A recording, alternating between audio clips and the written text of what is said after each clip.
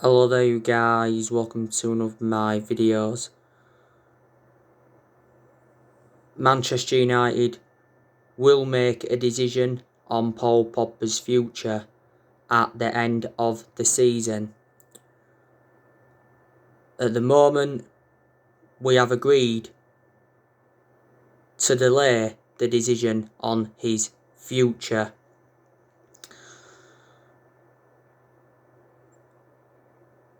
Now, Paul Pogba could stay at Manchester United because it recently said he was considering making a U-turn. And he contradicts Mino Raiola for the second time. Paul Pogba could even sign a new contract at Manchester United. Earlier on this season, we triggered that 1-year extension on his contract, so he's under contract with Man United until June 2022. He has had a long-running transfer saga. He's been linked with a move to PSG. Not so long ago, Mino Raiola was talking with PSG, and it said the other week that Mauricio Pochettino identified Paul Pogba as his top target. He's been relentlessly linked with a return to Juventus. Paul Pogba did endure 4 good years with Juventus. Swap deals have been high on the agenda because it said Juventus had offered us Aaron Ramsey as part of a swap deal for Pogba. We rejected it. They offered us Douglas Costa as part of a swap deal for Pogba. We also rejected that, but it did mention that we was interested in an exchange deal. Paul Pogba's also been relentlessly linked with a move to Real Madrid. Said the other week that we'd revealed our asking price. We do want around £75 million. But to Paul Pogba's credit, he has done very, very well since he came back from that ankle injury earlier on in the season. He was out for the vast majority of last season with an ankle injury. Paul Pogba scored a fantastic goal in the 2-1 win against Fulham. He hit it with his left foot, went into the far bottom corner, and he was like 20 yards out. Recently, we've been putting him in more of an advanced role.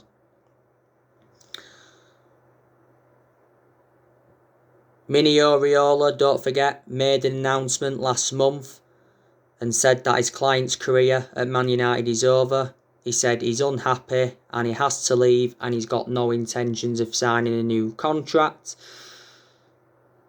Obviously, Ole Gunnar Solskjaer was furious with Mino Raiola's announcement because it was just before the game against RB Leipzig in the Champions League.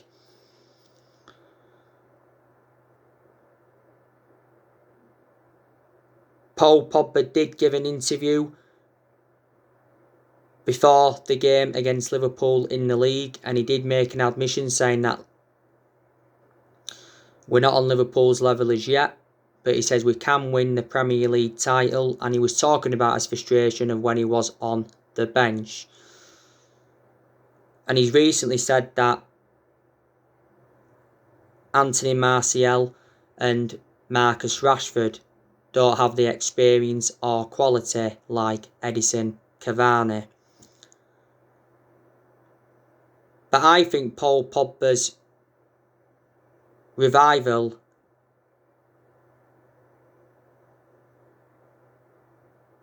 is because of Darren Fletcher. Not so long ago, he got brought in as part of the coaching staff.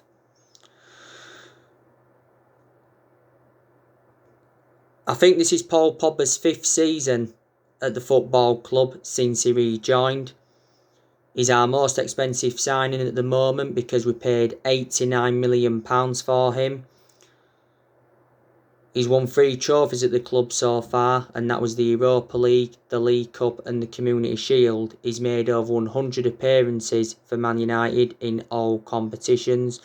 We had him when he was a lot younger under the Sir Alex Ferguson era, but we had to let him go due to limited appearances.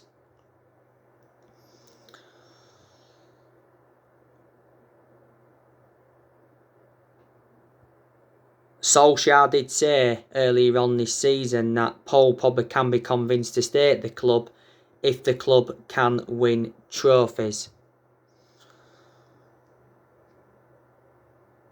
So that's the breaking news on him. Now, can Ole Gunnar Solskjaer beat Jurgen Klopp for the first time as Manchester United manager on Sunday?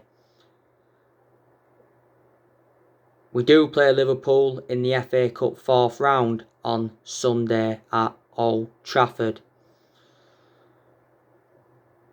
This is Ole Gunnar Solskjaer's 4th game against Liverpool as Manchester United manager.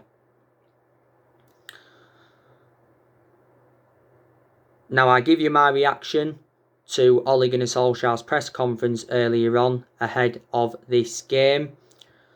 Solskjaer did say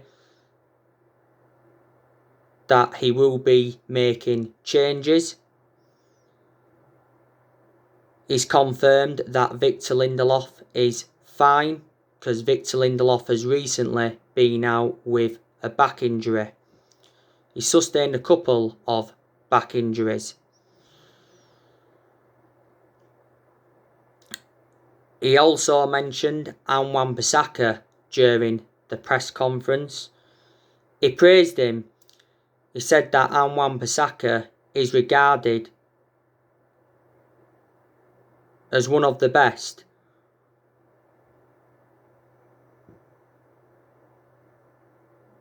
One-to-one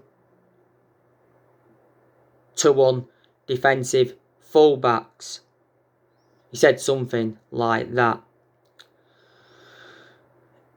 He also hopes that we replicate the spirit of '99 and hopes we'll win another FA Cup game against Liverpool.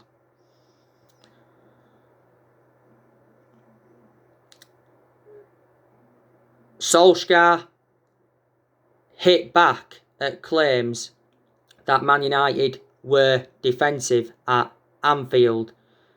He says we was attacking too.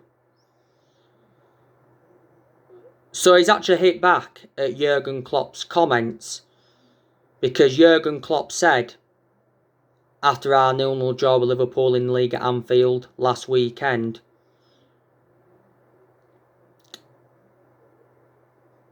that he criticised Ole Gunnar Solskjaer's tactics.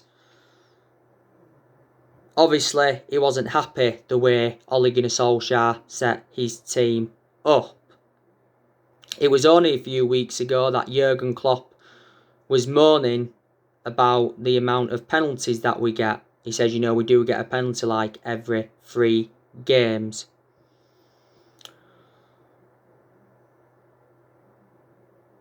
And Solskjaer also mentioned that all 4 strikers could play in this game. So yeah, this is the second meeting in a week between Man United and Liverpool. We progressed to the 4th round of the FA Cup by beating Watford in the 3rd round 1-0. 6 of the 11 that started in that game were academy graduates. Liverpool got to the 4th round by beating Aston Villa in the 3rd round 4-1. Now, we are the second most successful team in FA Cup history because we have won 12 FA Cups. We got to the semi-finals of the FA Cup last season.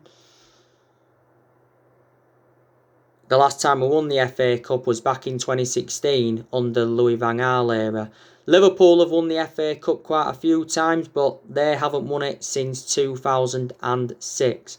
The FA Cup hasn't really been a priority for them.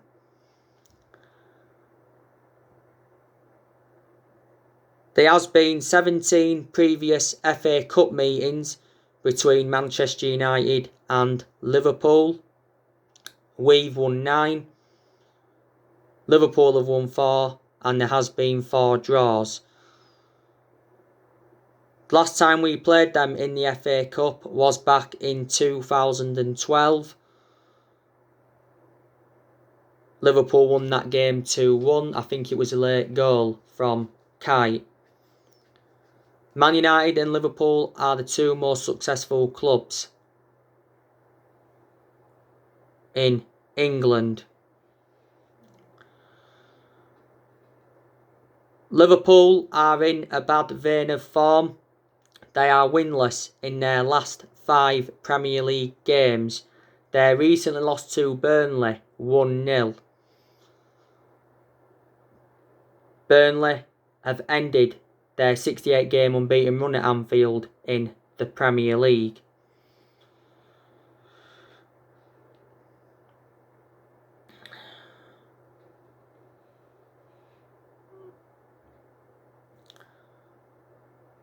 Liverpool haven't got the best of records at Old Trafford.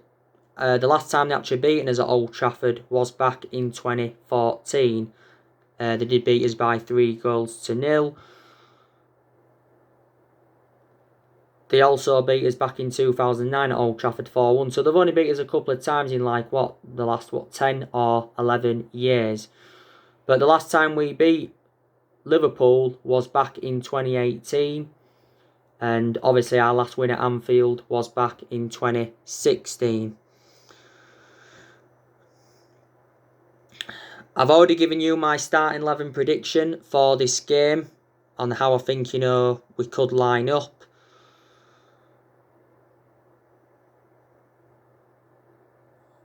We're coming into this game with a lot of confidence because we recently beat Fulham 2-1 at Craven Cottage.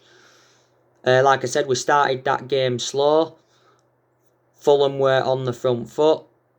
Lookman was one of their most dangerous players. He gave Fulham the lead in the 5th minute of the game.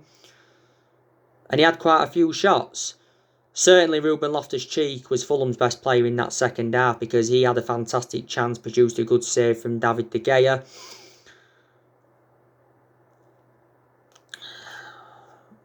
But as the game went on, we grew into the game. Obviously, our equaliser came from Edison Cavani. He should have had another goal because I think he had a good chance in the second half. Obviously, the second goal came from Paul Pogba. That was a magic moment. Bruno Fernandes was unlucky not to get his name on the score sheet in that game because he hit the post. He also had a fantastic chance that produced a fantastic save from Ari Ola. Obviously, that win against Fulham put us back top of the Premier League. We are 17 unbeaten away from home in the Premier League. We equalled our record from the 98-99 season. And if we do beat Arsenal at the end of this month, we will have broken that record.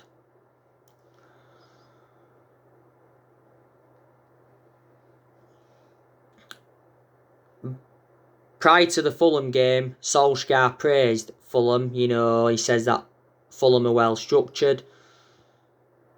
He praised Scott Parker, their head coach, and he did mention that they made good signings last year.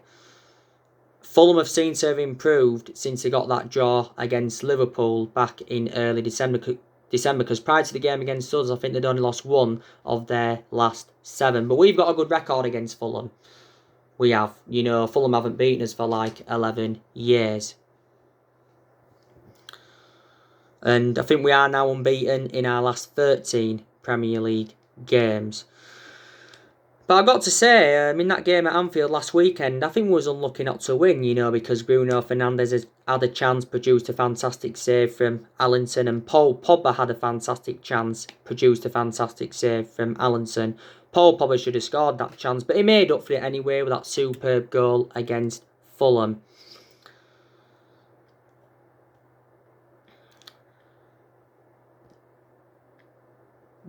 Jurgen Klopp, you can say he's under some kind of pressure because Liverpool will win this in their last 5, like I said, but obviously he won't get sacked, Jurgen Klopp. Liverpool just going through a bad period at the moment. Jurgen Klopp has been Liverpool manager now for almost 6 years. He's won 4 trophies at Liverpool so far. Obviously, last season won the Premier League. That was Liverpool's first title in 30 years and their 19th overall. He won the FIFA Club World Cup. He also won the Super Cup. And he won the Champions League the season before. So Liverpool have won the Champions League 6 times. Last season, Jurgen Klopp extended his contract with Liverpool till 2024. Liverpool is the 3rd club in his managerial career. Before he was at Liverpool, he was at Borussia Dortmund, won a few trophies with them. And before he was at Dortmund, he was at Mainz 05. Liverpool have spent over £400 million since Jurgen Klopp got appointed in.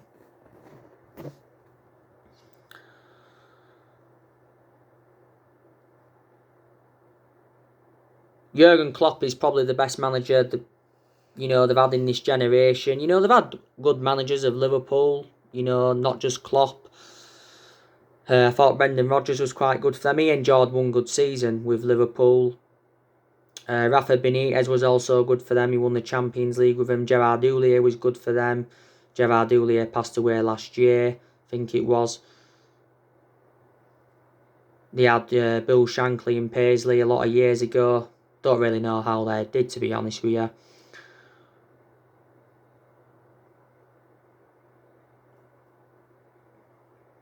They've had some poor managers as well. I thought Roy Hodgson was one of the worst managers they've ever had. Kenneth Dalglish, he wasn't a good manager for them. He was a good player though, Kenneth Dalglish, to be fair.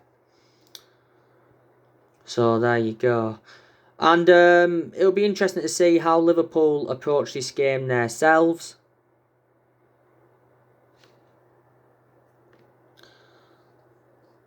Liverpool may even play a weakened squad.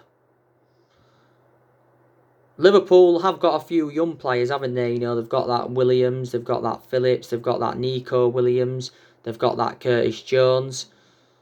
They've got a few others as well. I ain't seen all their young players. But like the ones I've just mentioned, could be involved in this game.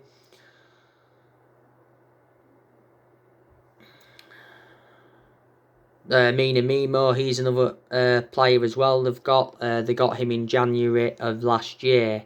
He also could be involved in this game. Liverpool have got very, very good players in their team. Overall, Mohamed Salah is a world-class player. But there's been games this season where he's been poor and he hasn't been clinical enough in front of goal. And there has actually been reports saying that Mohamed Salah's unhappy at Liverpool. If Liverpool were to sell Mohamed Salah, they'd get at least £100 million for him. Sadio Mane, he's a very, very good player. I think he's been better than Salah this season. Liverpool have also got that Firmino. He's enjoyed his bad periods as a Liverpool player. They've also got that Divock Origi. I think Liverpool could sell him in the summer. He's their backup striker. He could be involved in this game on Sunday. Liverpool have also got that Shaqiri. He could be involved in this game. Surprisingly, he played in the league game last weekend, and he's another player Liverpool could sell in the summer. They've got Diego Jota. Now, he's made an impact at Liverpool. Liverpool got him from Wolves last summer, Diego Jota. He's currently out with injury at the moment. Liverpool have got quite a few midfielders in their team.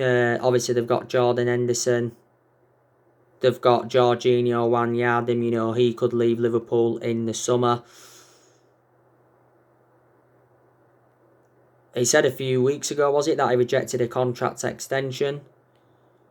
I think Barcelona have been linked with him. They've also got that Fabinho, who I like a lot. In the game last weekend at Anfield, he played as a centre-half, but he's predominantly a holding midfielder. Liverpool have got Naby Keita. He's currently out with injury, but he's not one of their first choice midfielders anyway. They've also got James Milner. Surely he'll leave at the end of the season. Will he retire, or will he go to another club before he retires? They've got that Oxlade-Chamberlain as well. He has made an impact at Liverpool, but he's sustained a couple of bad injuries. Tsikmas, he could be involved in this game. Liverpool got him last summer. He's their backup left back. Obviously, Virgil van Dijk's out. I think for the season. He wouldn't have played in this game anyway.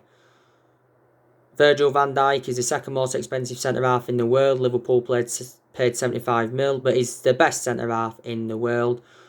Joe Gomez, he's out of injury for the season as well, so Liverpool have got their two main centre-halves out. He wouldn't have played in this game anyway. The positive from a Liverpool perspective is that Matip is back now, because he's just come back from injury. Liverpool could go with their second choice goalkeeper in this one. We'll go with Adrian. They've also got another goalkeeper, but I can't remember his name. Liverpool may drop Trent for this game. Trent hasn't done well recently. His crossing's been poor. And maybe Andrew Robertson will be dropped for this one. Liverpool did let a few players go last year. Obviously, Nathaniel Klein left them. Lovren left them. Lallana left them. Harry Wilson went out on loan. Chirella left them. And Hoover left them. And our next league game is Sheffield United. We should be winning that one. And after that, it's Arsenal away at the Emirates. And that's going to be a tough game. Now, on my recent video I've just done, I give you the news, didn't I, on Amad Diallo Traore. Now, Amad Diallo Traore could be handed his debut against Liverpool. Solskjaer did say not so long ago that Amad Diallo Traore could be part of the first team squad in the next few weeks. I think it was prior to the Fulham game. He was asked how he's settled in, and obviously he's been training that well. We got Amad Diallo Traore in a deal worth £37 million of add-ons included, and we paid £19 million up front. He's now come in for Jesse Lingard. I recently give you the news on Jesse Lingard. Man United have cut Jesse Lingard from the core squad. Lingard's been heavily linked with a move away from Manchester United, but I heard that Solskjaer's in disagreement over his future. And I heard that he wants him to stay at the club this month, despite him losing his place in the team a while ago. I give you the news on Donny van de Beek recently. Now, he's one player that has to play against Liverpool, because he's found game time very, very difficult since he came to Man United. Most of his appearances have come from the bench. I think he's made 21 appearances in total. But he's only started 2 games in the league, and that was Southampton and West Ham. Now, ESPN have reported that Man United have rejected several loan offers for Donny van de Beek. So we've blocked him from going out on loan in this January transfer window. Ronald de Boer urged Donny van de Beek to leave the club to boost his chances for the Euros. Solskjaer was speaking about Van de Beek the other week, and he insists that he has a bright future at Man United, and he tips Van de Beek to emulate Fred and Lindelof by succeeding at the club. We got Donny van de Beek in a deal worth 40 million, paid 35 million up front, and there was 5 million in add-ons. And Van de Beek signed a 5-year contract on Man United, so he's under contract with the club till 2025, and he can play in 3 different roles.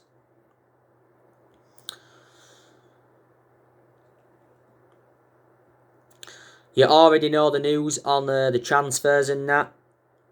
You know, today I've given you the news on Dayot Upamecano from RB Leipzig. Yesterday, was it? I give you the news on Christian Eriksen. You know the news on Sancho. You know, Raphael Hoggenstein, the German football expert, said his move to Man United is possible this month, but it is unlikely. We actually believe we can get Sancho for less than £100 million this year.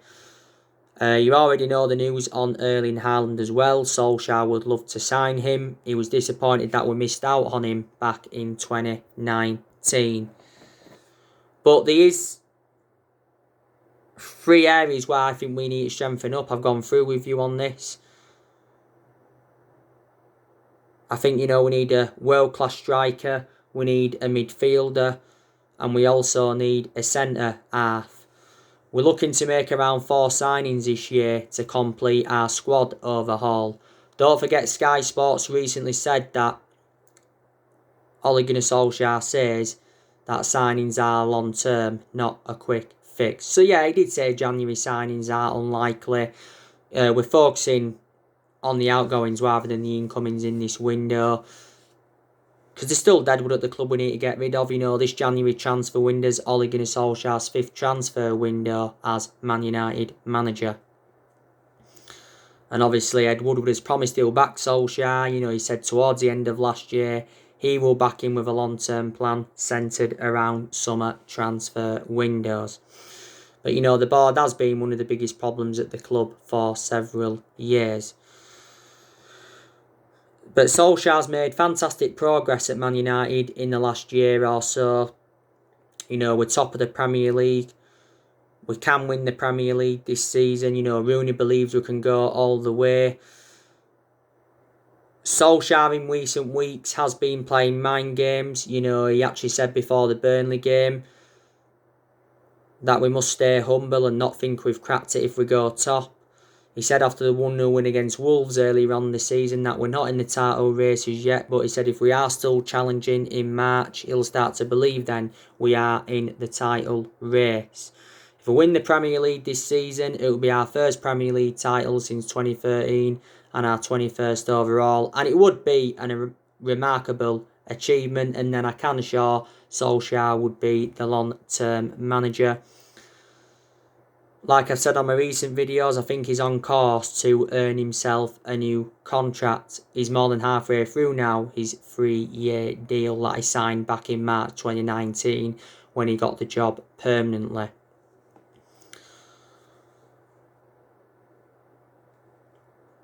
But there is 3 trophies we can pursue this season. We can win the Premier League, the FA Cup and the Community Shield. Very imperative that we get our first trophy on the board under the Ole Gunnar Solskjaer era. But we deserve credit for sticking with Solskjaer because he could have easily have been sacked because he has endured bad periods. Don't forget Mauricio Pochettino was the favourite to replace him. But yeah, in the 2 years or so he's been here, Solskjaer has received a lot of criticism.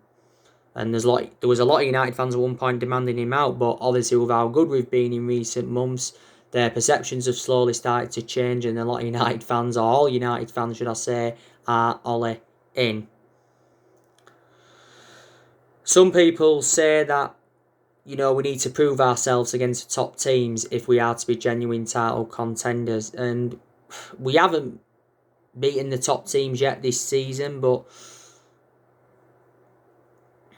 you know, we've still got to play some top teams yet anyway still. You know, we've got to go to Stamford Bridge, got to go to the Emirates at the end of the month, got to play Liverpool at Old Trafford in the league, got to go to the Etihad, got to play Leicester at home, got to go away to Tottenham. So there's our chances, you know, of beating some of the big teams.